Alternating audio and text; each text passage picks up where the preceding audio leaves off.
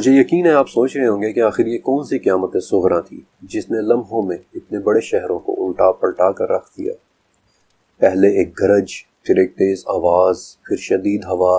پھر ایک دھماکہ، اور پھر اگلے ہی لمحے آپ کے سینکڑوں جاننے والے زندہ دفن ہوئے پڑے ہوں، جس کے دھماکے کی آواز ہی چھوٹے بچوں کی ہارٹ اٹیک سے موت کر دینے کے لیے کافی ہو۔ انفیکٹ 3 چائنیز ریکارڈ ایسے ہیں جن میں ایک ہی بات ملتی ہے کہ پتھر آسمان سے بارش کی طرح برس رہے تھے۔ اس آفت کے متعلق 1995 میں ایک ریسرچ پیپر لکھا گیا تھا، ڈیتھ فرام ابو، یعنی اوپر سے آنے والی موت۔ اور اب میں آپ کو قدرت کے اس بے رحم، اندھے اور صرف بربادی لانے والے فینومنا کے بارے میں بتاؤں گا۔ جب خلا سے آنے والا پتھر کا ایک بڑا ٹکڑا ہماری اس دنیا کی فضا میں داخل ہوتا ہے تو ہماری فضا کی رگڑ سے وہ جل اٹھتا ہے، جسے آپ اکثر رات کو آسمان میں تیزی سے ٹوٹتے ہوئے ایک ستارے کی شکل میں دیکھتے ہیں۔ ہم انہیں شہاب ثاقب کہتے ہیں۔ عموماً یہ شہاب ثاقب بہت چھوٹے سائز کے ہوتے ہیں، زیادہ تر چاول کے دانوں کے سائز کے اور زیادہ سے زیادہ آپ کے ہاتھ کی مٹھی کے سائز کے، لیکن کبھی کبھی سائز میں ان سے کہیں بڑے پتھر بھی ہماری دنیا کا رخ کر لیتے ہیں، اور جب یہ بڑے پتھر یا ایسٹرائڈز ہماری فضا میں داخل ہوتے ہیں تو وہ بھی جل اٹھتے ہیں۔ جب بڑے ایسٹرائڈز جل اٹھیں تو اس وقت وہ آگ کے ایک گولے کی شکل اختیار کر لیتے ہیں۔ ہم انہیں فائر بال یا پھر بولائڈز کہتے ہیں۔ یہ بولائڈ 14ویں کے چاند سے 2 گنا زیادہ روشن ہوتے ہیں، لیکن کبھی کبھی سائز میں بڑے شہاب ثاقب اکثر ایک سپر بولائڈ میں تبدیل ہو جاتے ہیں، جن کی روشنی -17 میگنیٹیوڈ تک بھی ہو سکتی ہے، یعنی کہ 14ویں کے چاند سے کئی گنا زیادہ روشن۔ لیکن جب یہ شہاب ثاقب اس سے بھی بڑے ہو جائیں تو پھر فضا کی رگڑ اور آگ میں جلنے کی وجہ سے یہ پھٹ جاتا ہے، اور یہی وہ فینومنا ہے جسے میٹیور ایئر برسٹ کہتے ہیں۔ زمین سے چند کلومیٹر اوپر ہوا میں پھٹنے والا ایک بہت بڑا شہاب ثاقب، جس کے آنے سے تیز گرج، پھر ایک اونچی آواز، اور پھر اس کے پھٹنے کا دھماکہ، اور نتیجہ زمین پر بڑے بڑے پتھروں کی بارش۔ جب اتنا بڑا شہاب ثاقب ہوا میں پھٹتا ہے تو پھر اس سے شاک ویو بھی اتنی ہی بڑی نکلتی ہے، جس سے زمین پر تیز ہوائیں چلنا شروع ہو جاتی ہیں۔ لیکن اگر یہ شہاب ثاقب اس سے بھی بڑا ہو جائے تو پھر جس شہر کے اوپر یہ پھٹے گا اس شہر کا الٹ جانا ناگزیر ہے۔ میٹیور ایئر برسٹ کی یہ وہ تعریف ہے جو آپ کو ایسٹرونومی میں ملے گی، لیکن اگر آپ جیولوجسٹ یعنی پتھروں اور زمین کی اسٹڈی کرنے والوں سے پوچھیں تو وہ لوگ آپ کو اس سب تعریف میں صرف ایک چیز مزید ایڈ کر کے بتائیں گے کہ خلا سے ہماری زمین کی طرف آنے والے پتھر یعنی راکی یعنی پتھریلے بھی ہو سکتے ہیں، میٹالک یعنی دھاتی بھی ہو سکتے ہیں، اور راکی اور میٹالک دونوں بھی ہو سکتے ہیں۔ اور اگر وہ ایسٹرائڈز پتھریلے اور دھاتی دونوں ہیں تو عربی زبان میں انہیں ایگزیکٹلی سجیل کہیں گے، ایسے پتھر جو تہ بتہ ہوں۔ ان شہابیوں کے پھٹنے کی طاقت اور اس سے ہونے والی تباہی کے متعلق آپ کو اندازہ دینے کے لیے میں آپ کے سامنے کچھ مثالیں رکھ رہا ہوں۔ چھوٹے سائز یعنی 1 سے 1.5 فٹ کے میٹیورائڈز تو بڑے عام ہیں۔ یہ 100 کلومیٹر کی اونچائی پر عموماً پھٹتے رہتے ہیں، لیکن یہ اونچائی بہت زیادہ ہے اور ان کے پھٹنے سے پیدا ہونے والی فورس اتنی کم ہوتی ہے کہ اکثر تو ہمیں پتہ بھی نہیں چلتا، اور پھر ان کے پھٹنے سے پیدا ہونے والے پتھر بھی بہت ہی چھوٹے چھوٹے ہو کر ہماری زمین تک پہنچتے ہیں، بلکہ ان میں سے زیادہ تر پتھر تو اکثر چورا ہی ہو جاتے ہیں۔ لیکن بڑے سائز کے میٹیورائڈز یعنی کہ 12 فٹ سائز کا ایک میٹیور عموماً 43 کلومیٹر کی اونچائی پر پھٹتا ہے، اور اس کے پھٹنے سے تقریباً 1000 ٹن کے قریب فورس پیدا ہوتی ہے۔ ایسا ہر 1.5 سال میں ایک مرتبہ ہی ہوتا ہے، لیکن اس کے پھٹنے سے پیدا ہونے والی فورس اور اس فورس سے ہونے والی تباہی کے متعلق یوں سمجھ لیں کہ اس شہابیے کے چند 100 میٹرز کے اندر اندر تک کی تمام چیزیں مکمل تباہ ہو جائیں گی۔ پھر اس سے بھی بڑا یعنی 33 فٹ سائز کا ایک شہاب ثاقب یا میٹیورائٹ، یہ عموماً 32 کلومیٹر کی اونچائی پر برسٹ ہوتا ہے، اور اس کے برسٹ ہونے یا پھٹنے سے پیدا ہونے والی فورس 20,000 ٹن سے زیادہ کی ہو سکتی ہے، لیکن ایسا ہر 10 سال میں ایک مرتبہ ہوتا ہے، اور یوں سمجھ لیں کہ اس کے پھٹنے سے پیدا ہونے والی فورس چند کلومیٹرز تک تمام چیزوں کو تباہ کر دے گی۔ لیکن سائنس میں حقیقتاً بڑے بڑے میٹیورائٹس، مثلاً 98 فٹ کا ایک میٹیورائٹ تقریباً ہر 185 سال بعد زمین کی طرف آتا ہے، اور ہم سے صرف 17 کلومیٹر اوپر پھٹتا ہے، اور اس کے پھٹنے سے 9.5 لاکھ ٹن کی فورس پیدا ہوتی ہے کہ جو انسان کے بنائے ہوئے کسی بھی سٹرکچر، چاہے وہ ٹینک ہو یا بحری جہاز، اسے پرزا پرزا کر دینے کے لیے کافی ہوتی ہے۔ آخری مرتبہ یہ واقعہ 15 فروری 2013 کو ہوا تھا، اور شاید آپ کو بھی یہ واقعہ یاد ہوگا۔ ان دنوں یہ نیوز ٹی وی پر بہت زیادہ دکھائی جا رہی تھی کہ رشیا کے اوپر ہوا میں ایک 66 فٹ کا ایسٹرائیڈ صرف 30 کلومیٹر کی اونچائی پر پھٹا تھا۔ 69,000 کلومیٹر پر آور کی سپیڈ سے روس کے اوپر سے گزرتے اس پتھر کی روشنی تھوڑی دیر کے لیے سورج سے بھی زیادہ ہو گئی تھی، اور اس کے پھٹنے سے پیدا ہوئی فورس ہیروشیما والے ایٹامک بام یعنی ایٹمی دھماکے سے 33 گنا زیادہ تھی۔ اور میں آپ کو یہ بھی بتا دوں کہ اس پتھر کو زمین کی طرف آتے ہوئے ڈیٹیکٹ بھی نہیں کیا جا سکا تھا، کیونکہ یہ سیدھا سورج کی طرف سے آ رہا تھا، اور جب تک اس کے آنے کا پتہ چلا تب تک بہت دیر ہو چکی تھی۔ اور جب یہ پھٹنے کے بعد جل اٹھا تو 100 کلومیٹر دور تک کے رہنے والوں نے بھی اسے دیکھا، اور اس سے پیدا ہونے والی شاک ویو جو صرف 2 منٹ 23 سیکنڈ میں زمین تک پہنچ گئی، اس دھماکے نے 7,000 سے زیادہ بلڈنگز کو نقصان پہنچایا تھا، 1500 لوگ زخمی ہوئے، یعنی عام الفاظ میں صرف اس دھماکے کی آواز نے $33 ملین کا نقصان کر دیا تھا۔ سچ کہوں تو یہ ایک معجزہ ہے کہ کس طرح اس کے پھٹنے سے پیدا ہوئے ٹکڑے بالکل بیابانوں میں جا کر گرے تھے، اور اس کا سب سے بڑا یعنی 650 کلو کا ایک ٹکڑا ایک جھیل میں گرا تھا۔ خدا نہ خواستہ اگر یہی ٹکڑا کسی آباد جگہ یا کسی شہر کے اوپر گر جاتا تو شاید کئی کلومیٹر تو کوئی نفس زندہ نہ بچتا۔ لیکن ہر 1900 سال بعد زمین کی طرف ایک ایسا میٹیورائٹ ضرور آتا ہے کہ جو 250 فٹ تک بڑا ہو سکتا ہے، اور یہ صرف 4 کلومیٹر اونچائی پر پھٹ جاتا ہے، اور اس کے پھٹنے سے 1.5 کروڑ ٹن کی فورس پیدا ہوتی ہے۔ اس غضبناک فورس سے کیا تباہی پھیل سکتی ہے، اس کا اندازہ لگانا میں آپ پر چھوڑتا ہوں، لیکن ایک بات ضرور کہوں گا کہ اس سائز کے میٹیورائٹ کا پھٹ جانا ہی اچھا ہوتا ہے، کیونکہ اگر اس سائز کا میٹیورائٹ زمین کے اوپر ہوا میں ہی پھٹ جائے تو اس سے زمین پر کئی 100 کلومیٹر تک درخت اکھڑ کر گر جائیں گے، اور اس تمام ایریا میں زندگی ختم ہو جائے گی، ہو سکتا ہے کہ پورا ملک تباہ ہو جائے۔ میٹیورائٹ پھٹنے سے آسمان سے بڑے بڑے پتھروں کی بارش ہوگی،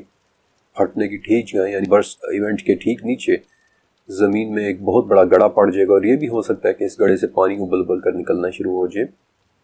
اس وقت جو بھی بدقسمت شہر یا ملک اس ایونٹ کے ٹھیک نیچے واقع ہو، میرا نہیں خیال کہ اس ملک میں کوئی زندہ بچے گا،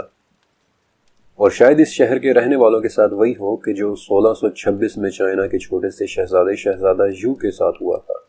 وہ بیچارہ اس برسٹ کی آواز کی دہشت سے ہی مر گیا تھا۔ لیکن یہ تمام باتیں آپ کو خوشخبریاں لگنے لگیں گی اگر آپ جان لیں کہ کیا ہو اگر یہ میٹیورائٹ پھٹے بغیر ہی زمین سے ٹکرا جائے۔ آج سے 6.5 کروڑ سال پہلے ایسا ہی ہوا تھا۔ ایک ایسٹرائڈ بغیر پھٹے پوری قوت کے ساتھ جا کر میکسیکو میں زمین سے ٹکرایا تھا، اور اس سے پیدا ہونے والی فورس کے بارے میں ہم صرف اندازہ لگا سکتے ہیں۔ لیکن آپ کے آئیڈیا کے لیے میں بتا دیتا ہوں کہ یہ فورس کسی صورت ہیروشیما کے مقابلے میں 4.5 بلین ٹائمز زیادہ ہی رہی ہوگی۔ انفیکٹ یہی وہ امپیکٹ تھا کہ جس نے اس پوری دنیا میں سے ڈائنوسارز کا خاتمہ کر دیا تھا،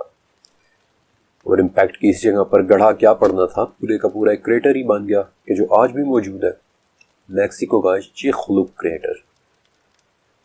اس ایسٹرائڈ کے ٹکرانے سے 25 ٹریلین میٹرک ٹن گرد، مٹی، بھاپ، راکھ ہوا میں اٹھی، اور یہ اس قدر تھی کہ اگلے 2 سال تک سورج کی کوئی شعاع زمین تک نہیں پہنچ سکی۔ پودے، درخت اور جتنی بھی نباتات تھیں، ان سب کا خاتمہ ہو گیا۔ انفیکٹ اس وقت اس پوری دنیا سے ہی 75% درختوں اور جانوروں کا نام و نشان ہی مٹ گیا تھا، اور اس وقت کئی ہفتوں تک پوری دنیا میں 9 سے لے کر 11 میگنیٹیوڈ تک کے زلزلے آتے رہے تھے۔ آپ کو ایک ریفرنس کے لیے بتا دیتا ہوں کہ 2005 میں پاکستان میں آنے والا زلزلہ جس نے 65,000 لوگوں کی جان لے لی تھی، وہ اس کے مقابلے میں صرف 7.6 میگنیٹیوڈ کا تھا۔ شاید اب آپ کو محسوس ہو رہا ہو کہ ان میٹیورائٹس کے آسمان میں پھٹ جانے میں ہی عافیت ہے، ورنہ دیکھا جائے تو میٹیورائٹس کے اس طرح پھٹنے کی وجہ سے زندگی اور ہر چیز کی تباہی میں صرف اور صرف 4 کلومیٹر حائل ہوتے ہیں۔ اور ذرا امیجن کریں کہ اگر 2013 کا چیلیابنسک میٹیورائٹ یعنی رشیا والا میٹیورائٹ اگر بغیر پھٹے ہی زمین سے ٹکرا جاتا تو کیا ہوتا۔ سچ کہوں تو اس 14,000 ٹن کے پتھر کو زمین سے ٹکراتے سوچ کر ہی خوف آتا ہے کہ اگر وہ نہ پھٹتا تو کیا ہوتا۔ اور یہ بات ذہن میں رکھیے گا کہ اس پتھر کے آنے کا پتہ بھی نہیں چلا تھا۔ سادہ الفاظ میں ہمیں شاید پتہ بھی نہ چلتا کہ what hit us۔ Meteor air burst کے بارے میں دیکھنے اور جاننے کے بعد شاید آپ کا ذہن اس واقعے کو تصور کرنے کے قابل ہو کہ وہ لوگ اس وقت کیا دیکھ رہے تھے، کس طرح سے انہیں پتھروں کی بارش ہوتی نظر آ رہی ہوگی۔ رشیا والے میٹیور کا ٹوٹا ہوا پتھر صرف ایک ٹکڑا تھا۔ امیجن کریں کہ اس طرح کے ٹکڑے بارش کی طرح آسمان سے برس رہے ہوں۔ جب تک ہمیں چیلیابنسک کے بارے میں پتہ چلا it was already too late، بہت دیر ہو چکی تھی۔ اور اگر پتہ چل بھی جاتا تو کوئی ایسی طاقت نہیں تھی کہ جو انسان کو اس سے بچا سکتی، سوائے ایک ذات کے جس کا صرف ایک حکم ہی کافی تھا، سورہ ہجر، مگر لوط کے خاندان کو کہ انہیں تو ہم ضرور بچا لیں گے۔ لیکن ٹھیک اس سے اگلی آیت میں لوط علیہ السلام کی بیوی کا ذکر ہے کہ ہم نے اسے رکنے اور باقی رہ جانے والوں میں مقرر کر دیا۔ لوط علیہ السلام کی بیوی کے بارے میں یہی ذکر سورہ اعراف میں بھی ہے کہ ہم نے لوط اور ان کے گھر والوں کو بچا لیا سوائے ان کی بیوی کے کہ وہ انہی لوگوں میں رہی جو عذاب میں رہ گئے تھے۔ یہی بات فرشتوں نے بھی لوط علیہ السلام کو کہی تھی کہ جو سورہ ہود میں ہے کہ آپ میں سے کوئی بھی پیچھے مڑ کر نہ دیکھے سوائے آپ کی بیوی کے کہ اسے بھی ویسا ہی عذاب پہنچنے والا ہے جو ان سب کو پہنچے گا۔ سورہ نمل میں بھی یہی ہے کہ ہم نے لوط اور ان کے گھر والوں کو سوائے ان کی بیوی کے سب کو بچا لیا۔ سورہ عنکبوت میں بھی ہے کہ ہمارے بھیجے ہوئے لوط کو کہنے لگے کہ آپ خوفزدہ نہ ہو اور نہ ہی آزردہ ہو، ہم آپ کو آپ کے گھر والوں سمیت بچا لیں گے سوائے آپ کی بیوی کے۔ سورہ شعراء سے پتہ چلتا ہے کہ وہ ایک بوڑھی عورت تھی، اور سورہ تحریم میں اللہ تعالیٰ نے اس کا ذکر حضرت نوح علیہ السلام کی بیوی کے ساتھ کیا ہے کہ یہ دونوں ہمارے بندوں میں سے 2 نیک اور شائستہ بندوں کے گھر میں تھی، پھر انہوں نے خیانت کی اور وہ نیک بندے بھی اللہ کے عذاب کو ان سے نہ روک سکے، اور حکم دے دیا گیا کہ اے عورتوں تم دونوں بھی جہنم میں جانے والوں کے ساتھ چلی جاؤ۔ اب لوط علیہ السلام کی بیوی کے جس کا نام امام صدی اور اہل کتاب کے ہاں سے والہیہ ملتا ہے، آیا وہ لوط علیہ السلام اور ان کے اہل کے ساتھ چل پڑی لیکن راستے میں رک گئی، یا پھر وہ گھر سے ہی نہیں نکلی؟ اس میں اختلاف ہے۔ دونوں حوالے سے یہ اقوال موجود ہیں، دلائل موجود ہیں۔ ایک تو یہ کہ وہ گھر سے ہی نہیں نکلی تھی، اور دوسرا یہ کہ وہ گھر سے چل تو پڑی تھی لیکن جب شہر سے باہر نکل کر اس نے شہر کی چیخیں اور آہ و بکا سنی تو فوراً پلٹ کر ان کی طرف بھاگی، اور تبھی ایک پتھر اس پر آ کر لگا جس نے اس کا دماغ نکال کر اس کی موت کر دی۔ لیکن ایک روایت اہل کتاب کے ہاں بھی ملتی ہے کہ وہ گھر سے تو نکلی تھی لیکن اس نے مڑ کر دیکھ لیا تھا، وہی کام جس سے فرشتوں نے 2 مرتبہ منع کیا تھا، اور اسی وقت وہ پتھر اور نمک کے ایک ستون میں تبدیل ہو گئی تھی۔ انفیکٹ شاید یہی وہ اوریجن ہے کہ جہاں سے پھر فوک کہانیوں یا لوک کہانیوں میں پیچھے مڑ کر نہ دیکھنا ورنہ پتھر کے ہو جاؤ گے جیسے محاوروں کا جنم ہوا۔ اس حوالے سے حضرت عیسیٰ علیہ السلام کے دور کے ایک یہودی عالم جوزیفس فلاویس نے اپنی کتاب اینٹیکویٹیز آف دی جیوز میں لکھا ہے کہ میں نے وہ جگہ دیکھی ہے کہ جہاں لوط علیہ السلام کی بیوی کو عذاب نے پکڑ لیا تھا، اور میں نے پتھر کا وہ ستون بھی دیکھا ہے کہ جس میں اس کی شکل تبدیل ہو گئی تھی۔ جوزیفس نے اپنی طرف سے سچ لکھا تھا کیونکہ واقعی ڈیڈ سی کے قریب چند بڑی ہی عجیب اور حیرت انگیز قسم کی راک فارمیشنز ہیں، جن میں سے ایک فارمیشن نمک کا ایک ستون ہے کہ جو دیکھنے میں بالکل رک گئی ہوئی ایک عورت جیسا ہے، اور آج بھی کئی اہل کتاب اور کئی مسلمان بھی یہی یقین رکھتے ہیں کہ یہ ستون لوط علیہ السلام کی بیوی ہی تھی کہ جو مڑ کر دیکھنے پر پتھر کی ہو گئی تھی۔ ایسی ہی ایک اور عجیب سی راک فارمیشن قریب ہی ایک ماؤنٹ سوڈم یعنی اسرائیل میں ہے، پتھر کا ایک تنہا ستون کہ جو لارڈس وائف کے نام سے مشہور ہے، اور اس کے بارے میں بھی یہی مانا جاتا ہے کہ یہی لوط علیہ السلام کی بیوی تھی کہ جو مڑ کر دیکھنے پر پتھر کی ہو کر رہ گئی تھی۔ ان باتوں میں لوگوں کو اتنی دلچسپی محسوس ہوتی ہے کہ آج دنیا میں کم سے کم 3 ایسی چٹانیں ہیں کہ جو کسی نہ کسی وجہ سے تنہا کھڑی ہیں، اور انہیں لارڈس وائف کے نام سے ہی جانا جاتا ہے۔ مثلا جاپان کے سمندر میں ایزو آئیلینڈز کے قریب بالکل اکیلی کھڑی ایک چٹان کہ جو واقعی ایک بڑے عجیب سے انداز میں ایک عجیب سی شان کے ساتھ سمندر میں اکیلی ایستادہ ہے۔ والہیا گھر سے ہی نہیں نکلی یا واقعی راستے میں پتھر کی ہو کر رہ گئی، یہ بات تو اللہ ہی بہتر جانتا ہے۔ لیکن اس واقعے میں ہمارے سیکھنے کے لیے کیا ہے؟ ذرا اپنے ارد گرد نظر دوڑائیں اور اللہ سے معافی مانگے کہ جو خبریں ہم آئے روز ٹی وی پر سنتے ہیں، آئے روز ہم اپنے گلی محلوں میں دیکھتے ہیں، اس کی پاداش میں ابھی تک ہم پر وہ پتھر نہیں آیا جس کے آنے کا ٹیکنالوجی کو بھی کچھ پتہ نہیں چلا تھا، اور جب تک پتہ چلا تب تک بہت دیر ہو چکی تھی، جس کے آنے سے پہلے آواز، پھر ہوا اور پھر دماغ زمین پر پڑا ہوا نظر آتا ہے۔ شکر کریں کہ ابھی تک وہ پتھر نہیں آیا۔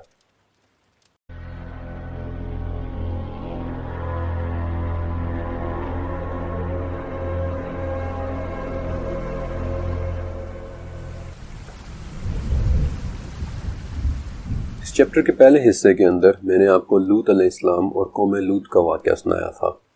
لیکن اس چیپٹر کا دوسرا حصہ ایک سوال سے متعلق ہے، ایک ایسا سوال کہ جو اکثر پوچھا جاتا ہے، رات کو نظر آنے والے ٹوٹے ہوئے تارے یہ کہاں سے آتے ہیں جنہیں ہم بچپن سے دیکھتے آئے ہیں؟ مجھے آج بھی یاد ہے کہ جب میری امی تھیں تو ہم اپنے صحن میں بیٹھ کر رات کا آسمان دیکھا کرتے تھے، ستاروں میں بنی ہوئی شکلیں ڈھونڈتے تھے۔ انفیکٹ اس ڈاکیومنٹری کے آغاز ہی میں نے آپ کو دب اکبر نام کے کانسٹلیشن کا بتایا تھا۔ ستاروں کے متعلق دب اکبر وہ پہلا لفظ تھا جو میں نے اپنی ماں سے سیکھا تھا کہ کیسے 20 بڑے ستارے مل کر آسمان میں ایک بڑا سا ریچھ بناتے ہیں۔ دب اکبر، دا گریٹ بیئر، یا پھر جیسا کہ میں نے بعد میں اس کا ٹیکنیکل نام سیکھا، ارسا میجر۔ اپنی امی کے ساتھ اس آبزرویشن کے دوران میں نے کئی مرتبہ ٹوٹتے ہوئے ستاروں کو دیکھا اور انہیں دیکھ کر سوچتا تھا کہ یہ کہاں سے آتے ہیں، اچانک چمکتے ہیں، گولی کی رفتار کے ساتھ آسمان کے ایک سرے سے دوسرے سرے تک چلے جاتے ہیں اور پھر گم جاتے ہیں۔ امی بتاتی تھی کہ یہ وہ پتھر ہیں کہ جو فرشتے شیطانوں کو آسمان سے بھگانے کے لیے مارتے ہیں۔ اب بچپن میں تو یہ بڑی دلچسپ بات لگتی تھی اور میں امیجن کر کے حیران ہوتا تھا کہ اس وقت میری آنکھوں کے سامنے فرشتے شیاطین کو مار رہے ہیں۔ پھر کئی سال گزر گئے، میری آسمان اور ستاروں سے محبت بڑھتی چلی گئی، میں ان کے متعلق کافی کچھ سیکھتا چلا گیا اور یہ بھی سیکھا کہ ان ٹوٹے ہوئے تاروں کو اردو یا عربی میں شہاب ثاقب یا پھر انگلش میں میٹیورائٹس کہتے ہیں۔ لیکن ایک بات سمجھ میں نہیں آتی تھی کہ اگر یہ ٹوٹے ہوئے تارے وہ پتھر ہیں کہ جن سے فرشتے شیاطین کو مار مار کر بھگا رہے ہیں، تو پھر آج ان کے بارے میں پیشن گوئی کیسے ہو جاتی ہے کہ فلاں تاریخ کو فلاں علاقے میں اتنے بجے ہم میٹیور شاور دیکھ سکیں گے، یعنی کہ فلاں تاریخ کو اتنے بجے آسمان میں درجنوں بلکہ سینکڑوں ٹوٹتے ہوئے تارے دیکھنے کو ملیں گے۔ ایک طویل عرصے تک یہ سوال میرے ذہن میں رہا۔ یہ بات سچ ہے کہ آسمانوں میں شیاطین کو مارنے کے لیے ان کے پیچھے جلتے ہوئے شعلے بھیجے جاتے ہیں، کیونکہ اس بات کا ذکر تو سورہ صافات اور سورہ ہجر دونوں میں ہے کہ ہم نے آسمان دنیا کو ستاروں کی خوبصورتی سے سجایا اور سرکش شیاطین سے ان کی حفاظت کی۔ وہ اونچے فرشتوں کو سن بھی نہیں سکتے بلکہ انہیں ہر طرف سے مارا جاتا ہے۔ لیکن اگر کوئی ایک بات کو چوری کر کے بھاگے تو اس کے پیچھے ایک دہکتا ہوا شعلہ لگ جاتا ہے۔ یہی بات سورہ ہجر میں بھی ہے کہ ہم نے آسمان میں برج بنائے ہیں اور دیکھنے والوں کے لیے اسے خوبصورت بنا دیا ہے اور اسے ہر شیطان مردود سے محفوظ کر دیا ہے۔ لیکن جب کوئی چوری چھپے سننے کی کوشش کرے تو اس کے پیچھے ایک دہکتا ہوا شعلہ لگتا ہے۔ ان آیات کی مزید ڈیٹیلز احادیث میں بھی ملتی ہیں کہ جب اللہ تعالیٰ آسمان پر کسی بات کا فیصلہ کرتے ہیں تو فرشتے اسے سن کر خوف اور عاجزی کی وجہ سے اپنے پروں کو پھڑپڑاتے ہیں، اور اللہ تعالیٰ کا فرمان ان فرشتوں کو ایسے سنائی دیتا ہے کہ جیسے کسی صاف چکنے پتھر پر زنجیر چلانے سے آواز پیدا ہوتی ہے، اور اس سے ان فرشتوں کے دلوں پر گھبراہٹ طاری ہو جاتی ہے۔ پھر جب ان کی یہ گھبراہٹ دور ہوتی ہے تو وہ ایک دوسرے سے پوچھتے ہیں کہ تمہارے رب نے کیا فرمایا ہے، اور پھر فرشتوں کی یہی گفتگو چوری چھپے سننے والے شیاطین سن کر بھاگتے ہیں اور بھاگ کر اپنے سے نیچے والے شیطان کو بتاتے ہیں۔ کبھی تو ایسا ہوتا ہے کہ بات آگے پہنچانے سے پہلے انہیں آگ کا ایک شعلہ پکڑ لیتا ہے، لیکن کبھی کبھی وہ کوئی ایک آدھ جملہ سن کر آگے پہنچا بھی دیتے ہیں کہ جو پھر بعد میں شیاطین زمین پر موجود کاہنوں کے کان میں ایسے بڑبڑاتے ہیں کہ وہ انہیں مرغی کی کٹ کٹ کی طرح سنائی دے رہا ہوتا ہے، اور پھر وہ شیاطین چوری ہوئے اس جملے میں 100 جھوٹ اپنی طرف سے ملا کر بتاتے ہیں۔ تو پھر سوال یہ پیدا ہوتا ہے کہ کیا ہمیں نظر آنے والا ہر تار تارہ وہ شعلہ ہے کہ جو آسمان میں ان بھاگتے پھرتے شیاطین کو مارا جاتا ہے؟ اس چیپٹر کے پہلے حصے کے اندر میں نے آپ کو میٹیور ایئر بسٹ کے بارے میں بتایا تھا، اور یہ بھی بتایا تھا کہ وہ ایک بھیانک لیکن ایک نایاب فینومین ہے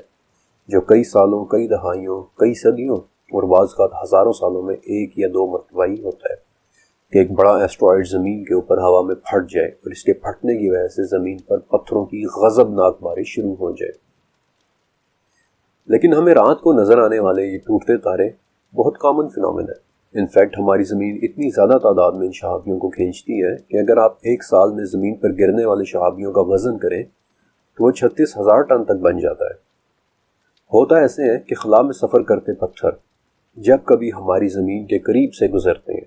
تو ہماری زمین تیزی سے انہیں اپنی طرف کھینچ لیتی ہے۔ انفیکٹ اتنی تیزی سے کہ ان پتھروں کی سپیڈ 71 کلومیٹر پر سیکنڈ ہو جاتی ہے، اور اب یہ اتنی تیز سپیڈ ہوتی ہے کہ جو ہی یہ پتھر ہماری زمین کی فضا یعنی ہمارے ایٹماسفیئر میں داخل ہوتے ہیں تو اس بے انتہا رفتار اور ہوا کی رگڑ کی وجہ سے ان میں آگ لگ جاتی ہے اور یہ بھڑک اٹھتے ہیں، اور نتیجہ ہمیں تیزی کے ساتھ آسمان میں ایک ٹوٹتا ہوا تارا نظر آتا ہے، پھر جسے ہم شہاب ثاقب کہتے ہیں۔ ایک طویل عرصے سے انسان ان شہابیوں کو دیکھتا چلا رہا ہے، بلکہ آج سے 5,500 سال پہلے جب انسان نے نیا لکھنا شروع کیا تھا، اس بالکل نئے ٹیکسٹ کے اندر بھی آپ کو شہابیوں کی باتیں ملیں گی کہ کیسے انہوں نے آسمان میں ٹوٹ کر گرتے ہوئے تاروں کو دیکھا، بلکہ کچھ جگہ تو ان شہابیوں کی باقاعدہ پرستش بھی کی جاتی ہے۔ آج بھی ترکی میں آرٹیمیس کے مندر میں وہ شہابیے موجود ہیں جن کی آج سے 5,500 سال پہلے پرستش کی جاتی تھی، کیونکہ جب یہ پتھر جل چکنے کے بعد زمین پر گرتا اور کوئی اسے ڈھونڈ لیتا تو وہ اسے خدا کی طرف سے دیا ہوا ایک تحفہ سمجھتا، آسمان سے آیا ہوا ایک تحفہ۔ اسی لیے ایک بہت ہی مشہور فرعون توتن خامن نے بھی خود اپنے لیے ایک چاقو تیار کروایا تھا، ایک تحفہ، ایک شہابیہ کے پتھر کو تراش کر۔ بلکہ آج بھی نمیبیا کے صحرا میں 60 ٹن وزنی ایک پتھر پڑا ہوا ہے کہ جو دراصل ایک شہاب ثاقب ہی ہے۔ یہ آج سے 80,000 سال پہلے اس صحرا میں گرا تھا اور مقامی لوگوں نے اسے ہوبا کا نام دیا تھا۔ انفیکٹ نمیبیا کی مقامی زبان میں ہوبا کا مطلب ہی تحفہ ہوتا ہے۔ اور اب میں چاہتا ہوں کہ آپ تھوڑا سا غور سے سنیں۔ شہابیہ 2 صورتوں میں ہماری زمین پر آتے ہیں، ایک پریڈکٹیبل یعنی جن کے بارے میں پیشن گوئی کی جا سکے، اور دوسرے انپریڈکٹیبل کہ جو اچانک آ جائیں، جن کے بارے میں کوئی پیشن گوئی نہ کی جا سکے۔ ٹیکنیکلی وہ شہاب ثاقب نہیں ہوتے، یہ بات آپ سب جانتے ہیں کہ زمین اور سورج آپس میں انٹرلاکڈ ہے، زمین سورج کے گرد گھوم رہی ہے اور ہر 1 سال میں زمین کا ایک چکر مکمل ہوتا ہے۔ اب اس روٹیشن میں زمین خلا کی مختلف جگہوں سے گزرتی ہے، اور اس میں کچھ جگہیں ایسی بھی آتی ہیں کہ جہاں گرد و غبار اور چھوٹے چھوٹے پتھر بکھرے ہوئے ہوتے ہیں۔ اس کی ایک مثال پرسائڈ سسٹم ہے، خلا میں موجود چھوٹے چھوٹے پتھروں کا ایک ملبہ جن کے درمیان سے ہماری زمین ہر سال اگست میں گزرتی ہے،